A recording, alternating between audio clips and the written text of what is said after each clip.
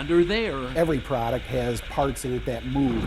Shaky. When they move, rattling. It puts fatigue into it. Wear. That fatigue is going to cause something to happen. And tear. And it may break, it may lose connection.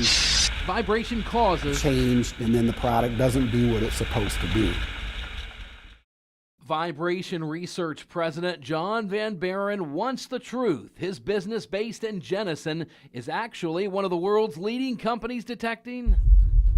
The folks who work here near M6 got so tired of driving on that road before it was reconstructed last year, they decided to get some answers.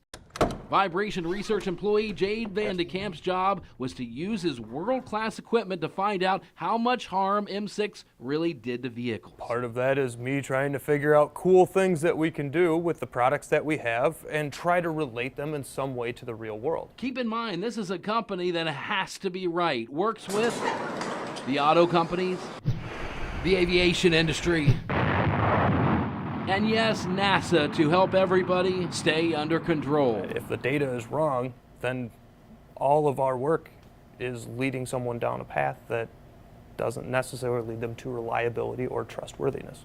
Van de Kamp hooked up his truck with sensors for vibration. I'm gonna need the Excel with glue on it first. Accelerometers, and started recording real-time data for us. Every single bump as it happened. We're recording real-world time and actually measuring, so I'm getting this huge time history file. We drove with him to get testing on the very smooth asphalt of M6 in Ottawa and Kent counties. No bumps here, brand new road. Before it was fixed though, this is what it was for drivers, just awful. Van de Kamp drove M6 with his equipment on his truck before the road was fixed as well. Huge shock waves every 12 feet or so. The road's joints were all broken. From the air, you can see how it happened. M6 get a lot of complaints about that debris on the road there all the time. Rob Abishan would know. He owns ABC Glass in Byron Center. Not only fixes all the glass claims from rocks kicking up, he also drives on M6 approximately 3 round trips a day. Break it down, 6 passes per day, 30 passes per week for him, 4-mile road section, 52 weeks a year. Added up, his truck went 6,240 miles on the bad portion of M6 annually.